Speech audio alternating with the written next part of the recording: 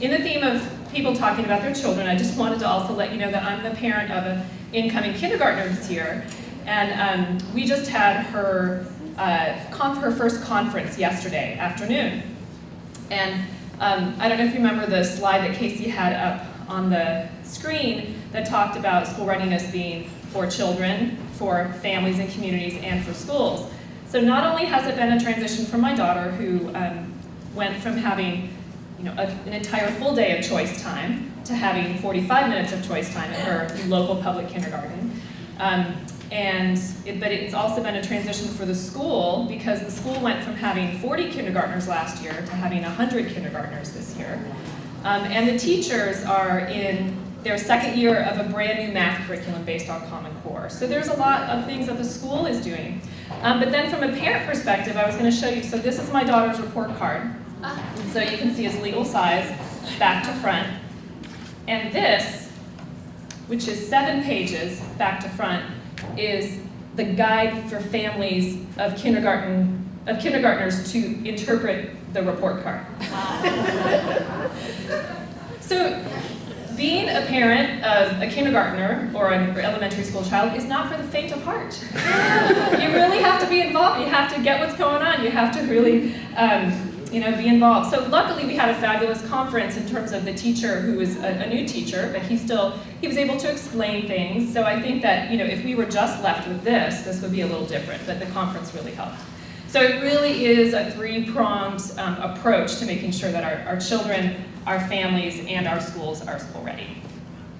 Okay, so to our esteemed panel, I'm going to start on this end right here with Amapola Ben. So Amapola is a member of our Early Care and Education Planning Council, and she is also a preschool teacher at De Colotes Head Start in Oakland, where she also leads the Oakland Preschool Garden Project. And she's had over 25 years of experience working in preschool. And then second, we have Hector Garcia. And Hector Garcia is currently serving as the director of the Hayward Promise Neighborhood, which is an initiative through the Hayward Unified School District and many associated partners. It is a national grant, and a lot of effort and funding and support is going into that. It's a very interesting initiative. And before that, he was an elementary school principal at Harder Elementary, which was a chronically underperforming school, and he was able to help turn that school around. So we're happy to have a principal perspective here with Hector Garcia. Next, we have Catherine Gibson, who is a transitional kindergarten teacher with the Oakland Unified School District.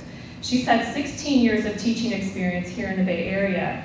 And she has been instrumental in developing the Transitional Kindergarten program in Oakland and served on the TK Advisory Committee. And you may know that Oakland Unified School District was one of the early implementers of Transitional Kindergarten. And then, thank you, she will be representing the TK-12 teacher perspective. And then next we have Latifah Lewis. And Latifah is the mother of 2 girls who are now in the Oakland Unified School District. They are 7 and 5, and she has been a very strong parent advocate through Parent Voices, as well as serving as the co-chair on the Alameda County Early Childhood Policy Committee. And we're really happy to have her here representing the parent perspective. And then last but absolutely not least is Susan True, who is the Director of Education Strategy and Ventures with the Kenneth Readiness Foundation. And she also has been helping out and supporting a lot of the work at the Bay Area Council, which is a group of businesses that has been really putting its voice behind supporting the importance of the early years and early childhood education. She is working on a number of initiatives at the Readiness Foundation through Oakland and supporting literacy coaching for teachers and to helping make Oakland a literacy-rich city. And she also comes with former experience as the executive director of the First 5 Santa Cruz Commission, where she was working on a number of initiatives supporting children birth to 5. So let's first give our panelists a round of applause.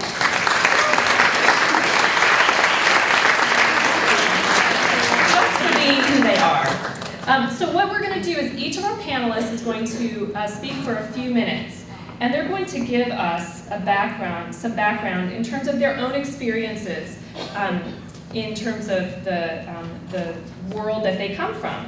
So we are going to start with Amapola, and she is going to just give us about 5 minutes, giving us things like what is the biggest need from her perspective on preparing children for kindergarten, and what about the report and the report's results resonated with you and with your experience.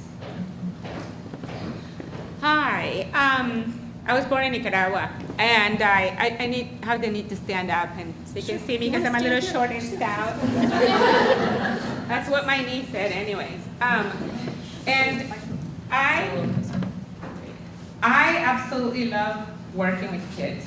I used to play preschool when I was a toddler probably, and I carried babies, and here I am doing what I really wanted to do my entire life. It's a passion of mine. So the last 5 years, maybe, I've been at the Colores. I haven't been keeping track really of the years. I just go to school and play. And I get paid to play with preschoolers. Don't let Elizabeth know, she might get upset. But I absolutely love it. My passion is working with kids. When we arrived here from Nicaragua after the '73 earthquake, I couldn't wait to go help with Special Olympics. A newfound love, because we didn't have Special Olympics in Nicaragua, and I thought it was fabulous to go help kids that needed help, support. And that has been my passion from the beginning, from a very early age, just to make a change, to make things better. And here I am at the Colores now, where I serve kids like me, Latino boys and girls, mostly Latin America, a large number from Guatemala. And I want to give them my best. You know, when you want to really make a difference, you do your best. My best isn't always everybody's best, right? But my best. And I forgot the question. I forgot what I'm supposed to be answering. How are you preparing children? And the way I prepare children is, first of all, passion, right? I'm really passionate about everything I do. Everything I do has a purpose for me. I chose to work in early childhood. I chose to be a coach of special Olympics. I'm choosing to make sure that my children get what they need. So I follow the curriculum. Yes, I do. I was gonna say I don't always stick to it though, because I want to make sure my children have fun first. If a child is happy and is having fun, they're gonna learn. So I'm really passionate about having a lot of fun, and I go off the curriculum just a little bit, right, Elizabeth? Yeah, but I'm just super passionate. So literacy is really important to me. So I read a ton, and I get to know my books before I read it to the children. So I know like 20 books by heart, and I'm not even reading them, but I do show pictures. So literacy is important for me. It's important for my children. Language, so language development. As you notice, I talk a lot.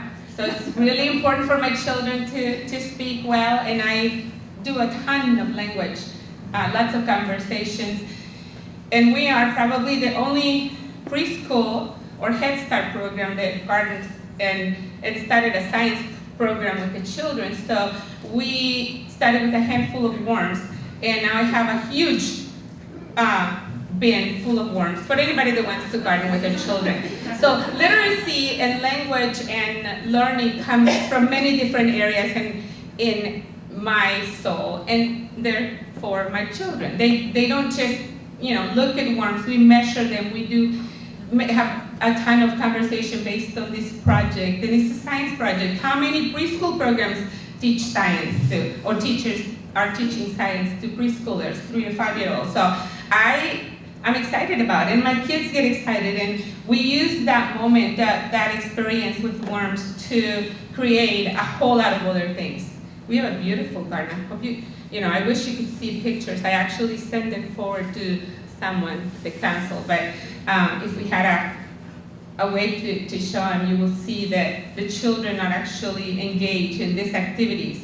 So it goes beyond language, literacy, it goes into math, science, we measure things, Preschool is a passion of mine. Can you tell? Can you tell?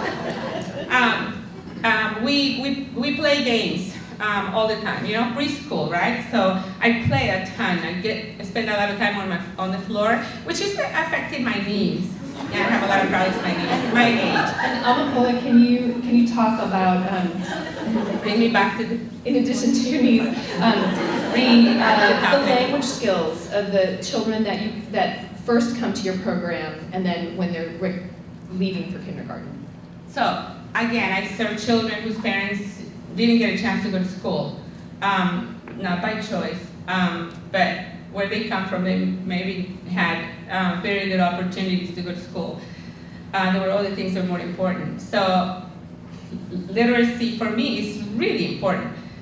But when you start reading books that have to do with worms or, you know, the earth and the environment, it ends up being science, right? So the choices of books that I read to my kids, I like really research. I go to the library, which just happens to be next door to our building, and I borrow a ton of books, and I go home and I read them first, because I want to make sure that I know that what I'm sharing with the kids is actually in the book.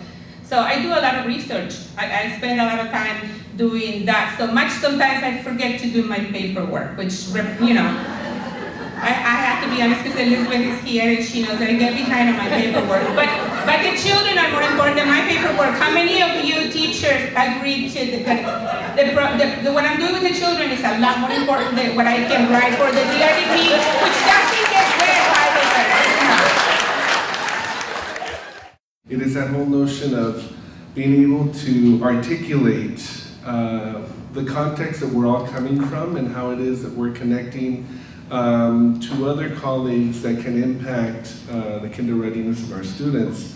I wanted to say, so the question posed to us was, what are the biggest needs that our kinder students currently face? So you should know a little bit about the context that I come from, so that hopefully I can take you into my world and to help us see some of the connections that I've been able to make over the past 20 years in public education.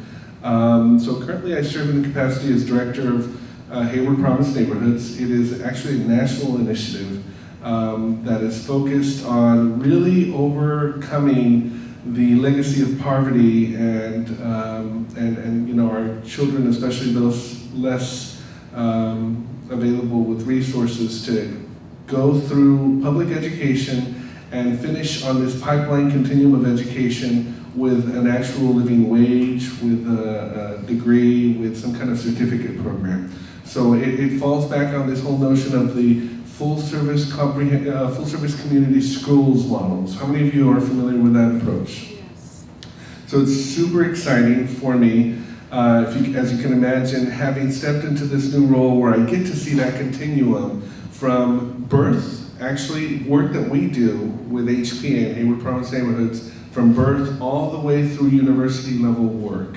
And so before that, I was, as Angie was sharing with you, I was actually a site principal. So I had a chance to see kind of the impact that we have between kinder through 6th grade. And so now, I'm always looking to make these connections. And so, what are the biggest needs? Frankly, from the kind of the systems approach, I find that I'm going to give you some very practical areas where I found that needs exist.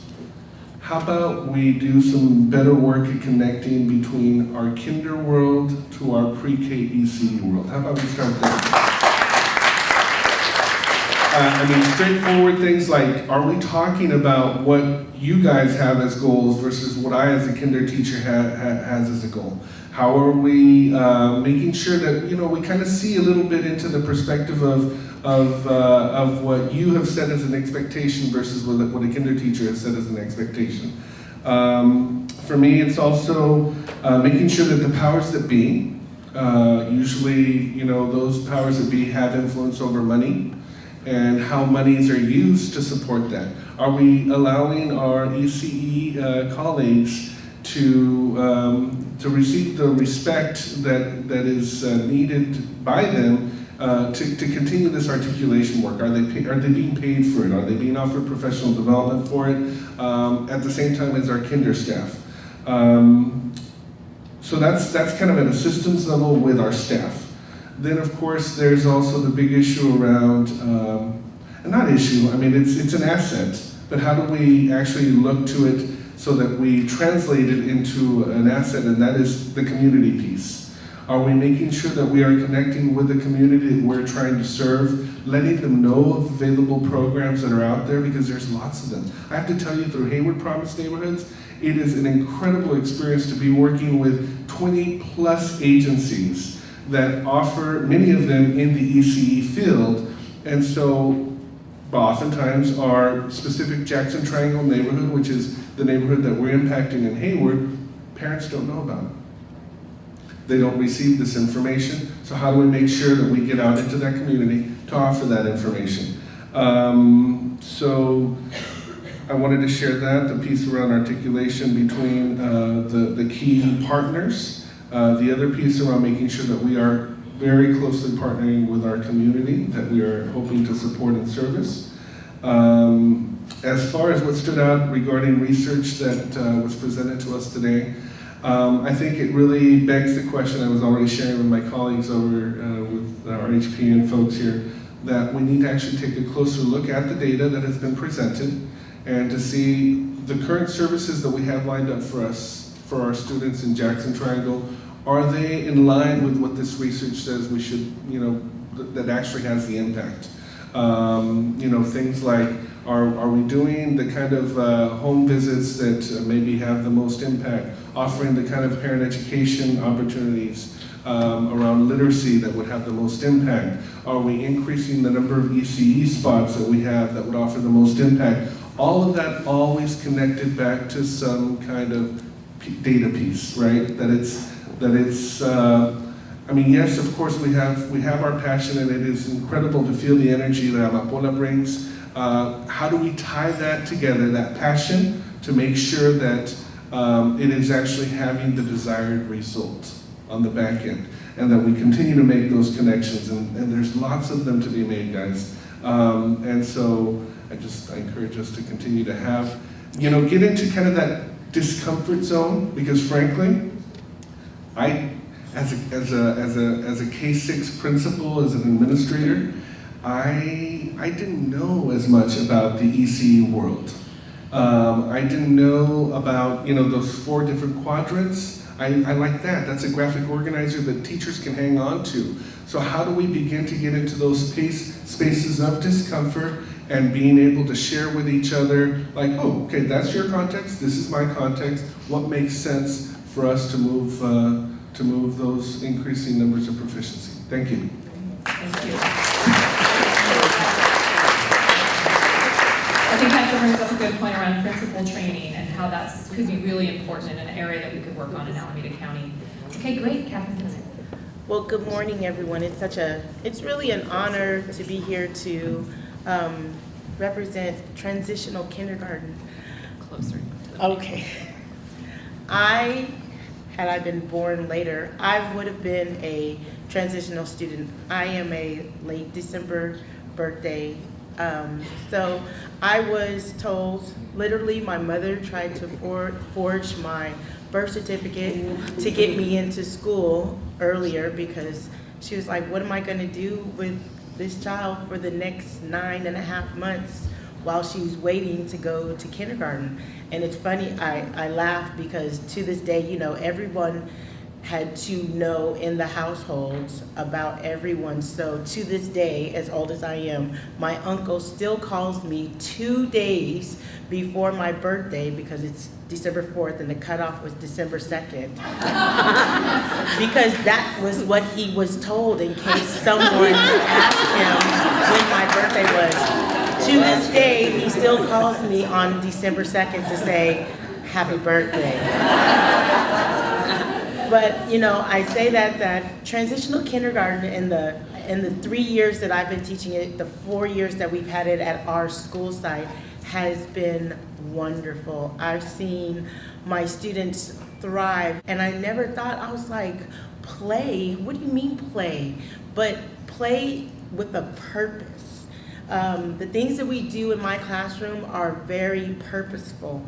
you come into my classroom and yeah, you see students playing with blocks, but that's because they're gonna be architects when they grow up.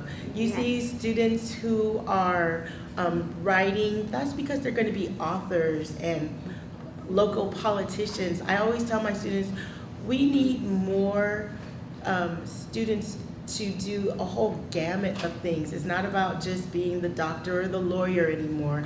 It's about being the teacher, being the coder. Last year, a teacher introduced me into coding. I need some of my students to be founders and developers of things like Facebook and things like Twitter and other things like that. So I'm encouraging my students. And so early childhood, I believe that's where we start, because while I was fortunate enough for my mother to understand that I needed to be in school, so while in that waiting period, she put me in preschool because at the time she could afford it. But what about those parents that can't, or that don't know what to do with their child while they're waiting for kindergarten, now that we've pushed the age up, which is, it's taken a long time. When I went to school in Boston, I was very fortunate to go to school with teachers from other states, and they're like, what do you mean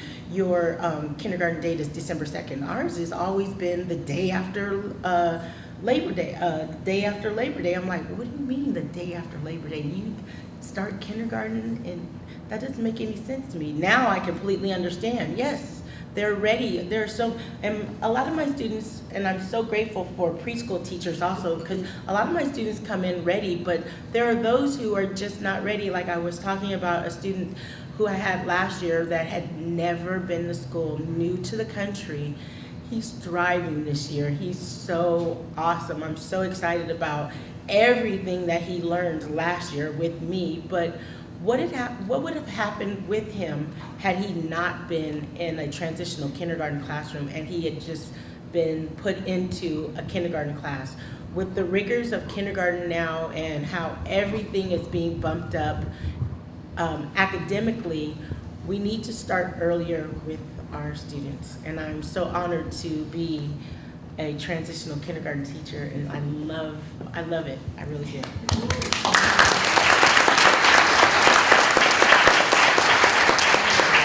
I think that Kevin brought up a really good point around the experiences of just helping preschool teachers and TK and K teachers interact with each other and learn what each other is about. I think that's another really important theme in this. So great, Latifa.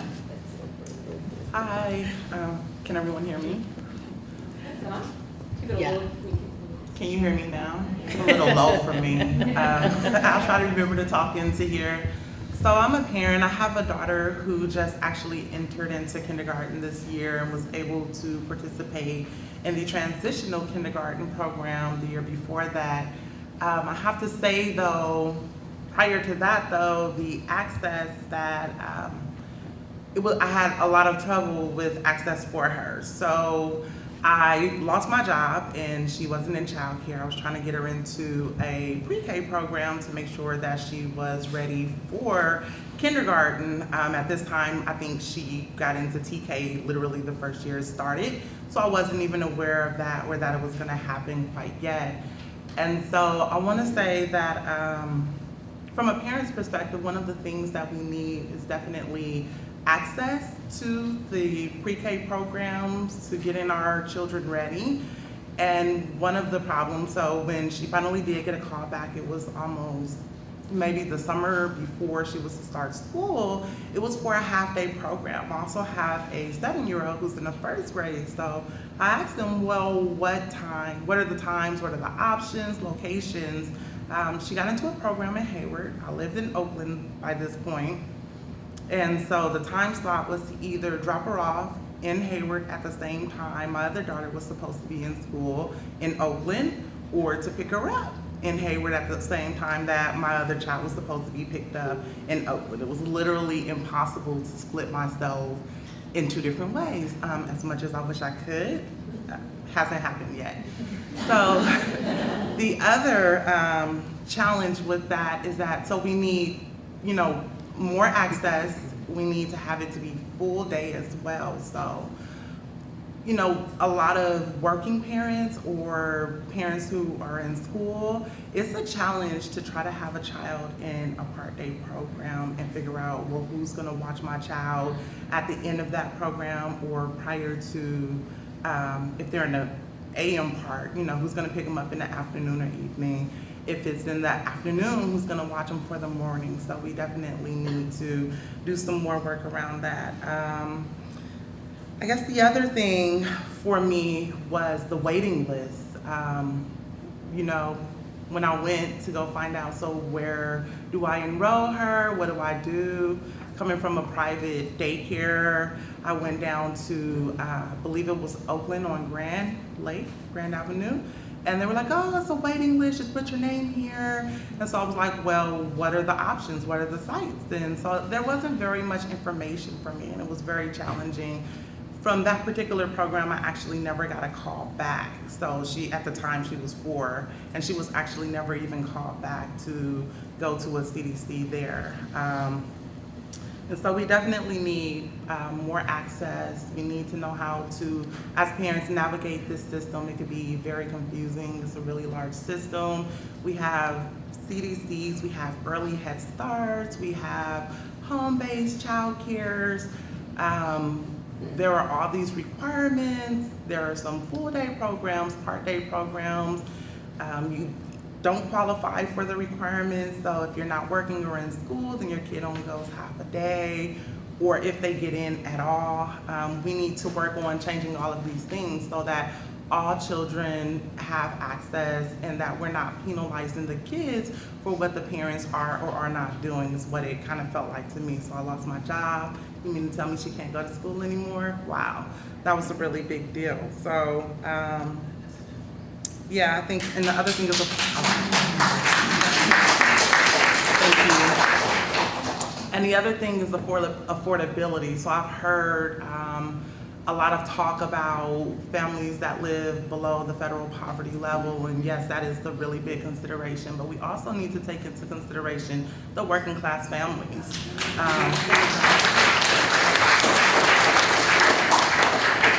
So as a working mother, when I am working, when I was and am now, that the fees that we have to pay, it also takes away, and again, the child is penalized because it's now, I don't make a ton of money, I still consider myself to be poor, and parents still have to choose between paying rent and buying food, or paying this parent fee, or whatever portion of the subsidy to send their child to school. So again, the child is penalized. So again, my main points are access, affordability, the criteria that parents have to qualify, and navigating the system. Thank you very much.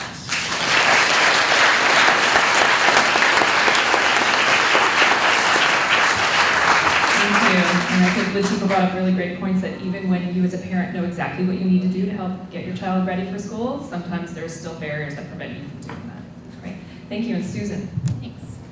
Thanks so much for having me. And I still feel pretty new to Oakland. I've been here for about 14 months, and it was really a pleasure to walk in and just see so many people who feel like friends to me now, and like real allies in this work to close the readiness gap. And so just thanks for welcoming me to Oakland as well as here today. I feel like a total imposter because Janice asked me to represent the business community, and I thought, I stopped waiting tables a long time ago, and that's like really my only work in the business community. But I think I had the great opportunity to work with George Halverson for the past about 14 months. George is the recently retired chairman and CEO at Kaiser Permanente, so one of the country's biggest health plans and hospital systems. And George and I challenged a lot of assumptions with each other over the last year as we met with many business leaders around closing the gap. And one of the things that I felt armed with the Heckman equation. How many of you know about the Heckman equation? So it's the return on investment. James Heckman is this Nobel laureate in economics, and he did this macro study of, you know, the return for every dollar invested in preschool, what you get back. And I thought, well, this is it. This is like an equation, so business leaders will love that. And it's about money, so business leaders will love that. And I was really wrong. And, you know, we met with business leaders from Yeah, they didn't, they're like, whatever. Some economist in Chicago said what? But what they did care about, I think, are the same things that we care about. And they want simple and clear messages. We tend to overcomplicate things. So we tend to say, oh, let's talk to you all about what quality is, ratios and group size and teacher training, and that's a little complex. But actually, everything that if this would have been a group of business leaders, I think they would have been compelled by everything that was said by my fellow panelists. I actually think they'd be really compelled by like worms, not the DRDP. Elizabeth, I do. And Elizabeth, I'm just gonna like use that forever. I love it. So. And the reason for that is because they know about working in environments that are constrained by compliance issues that don't necessarily help to deliver on the result they want to achieve. And so, the precision and the beauty of the worms example, the way that you're spending every day building these neural connections for children between worms and measurement and oral language, and that's how we close the gap. And I think you made that point beautifully. And I think, Hector, you talked a lot about how do we make sure that we're getting the most impact for our desired results out of the services we're choosing. And I think going from an impact perspective is really important. And my conversations with the business leaders we've met, it's like, don't tell me 1,000 sort of sweet little cute things. Tell me what's going to deliver results. I thought, Catherine, the way that you have approached your work in terms of opportunity resonates with a lot of the business leaders I've spoken with who really feel like social mobility is the issue. So they're really interested in how early disparities become evident.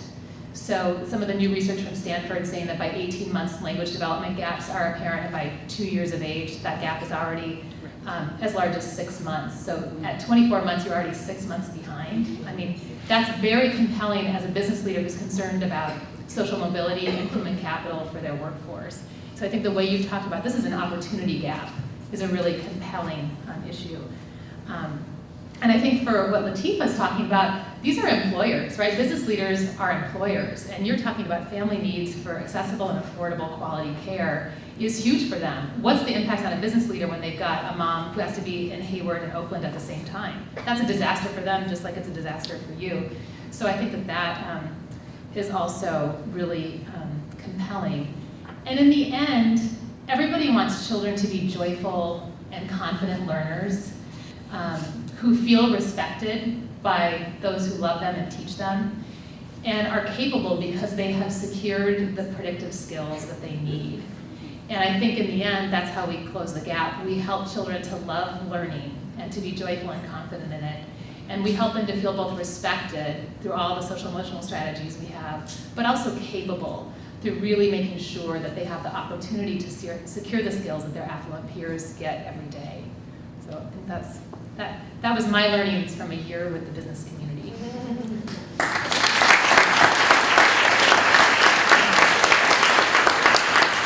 Great, thank you to all of our panelists. So what I'm going to do now is I'm going to ask them a question, and then if we have time, we might be able to take a few questions from the audience. So I wondered if you as panelists could just give us your reactions to some of the perspectives that some of the other panelists gave, if you had any new insights or things that you were thinking about.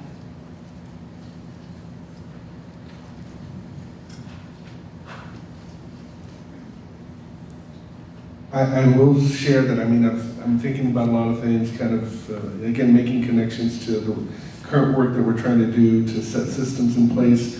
Latifah, your comments around the parent connection piece and the fact that, oftentimes there are certain systems in place and ways that we do things that frankly serve as an obstacle to accessing the services that our children should be receiving, to make it more complicated than it needs to be, and to make it less accessible in the end. So I think for me, that's what I really seek to do. How is it that you find those obstacles, and then who are the people that can influence it so that we can try to remove those obstacles? So that's one connection that I made with your comments. I think for me, in listening to Amapola, and I've had the opportunity to see Catherine model some teaching strategies with other teachers. So what stood out for me is how targeted what I've seen Catherine do in other situations and what I heard from you today, how targeted it is, but how fun it seems. And I think that's a really important lesson, that this is not a drill and kill, forcing things, forcing K-12 down. When I was listening to you, I was looking at the full ASR report, so not the executive summary, but the full ASR report, and I was kind of taking down what kids in her classroom, the skills that they'll have because of the worms, and everything else you do every day. And over 60% of children in Oakland are really below target on things like rhyming, letters and understanding their letters, writing their name. Those are really key skills, but I bet if they were in her classroom or in Catherine's classroom, they'd be exceeding our targets on those measures. And so again, this is just about opportunity. What's that? I said, yay, they are. And I don't think any one of them would feel like they had a hard day at school. I think they'd be feeling like they had a pretty fun time, don't you? So it's not a trade-off between fun and learning, that we can do both for kids. And I just loved your example of that, especially as we look at these data and how kind of dire it is. I think it's really about access also, making sure that all of our students have the same amount of access to quality education. I see students that for whatever reason come to kindergarten and they're just not ready yet. And had they been in a highly qualified preschool program or even in a transitional kindergarten program, how much more ready that they would be. So it's about making sure that our parents and families know what's available to them. And I think that's also part of my goal, is making sure that I'm fortunate enough to where I have students in my classrooms who I have relationships with their families because I've had their siblings before. And I think how great that is. I was looking at one of my parents who is pregnant now. I was like, oh, I can't wait to get this one, or the little one that she has now. I was like, I always see, when I see him, I'll be like, Carlos, you're going to be in my classroom soon. I can't wait to have you. Starting to develop those relationships early and giving parents options. And this is what you can start doing with your child now. So by the time that they get to me, we're in full play mode. I took my students to vote with me the other day. You go, girl.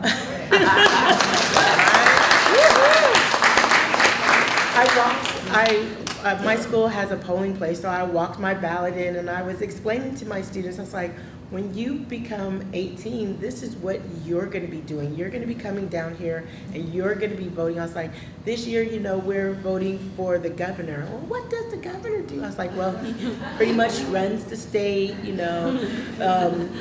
we're voting for state superintendent. Well, what does he do? I was like, well, he runs the schools, he makes sure that we have blocks and And then we went back to the classroom and we had our own election of what kind of snack to have. Are we gonna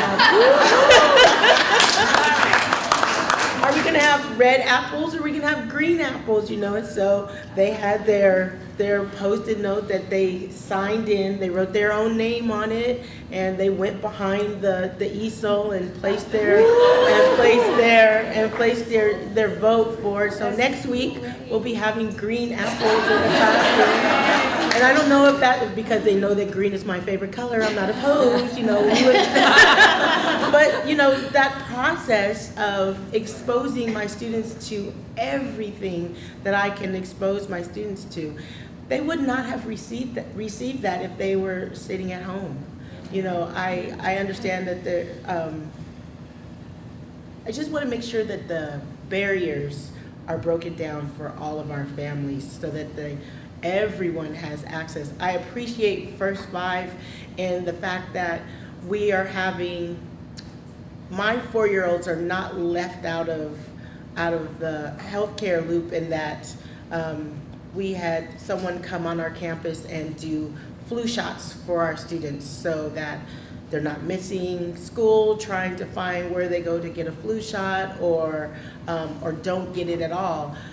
We had someone who comes in and does vision screenings for our students, and I'm so grateful that that is provided for my students also, but breaking the barriers down of access. Thank you, Catherine. Let's give our panelists one last round.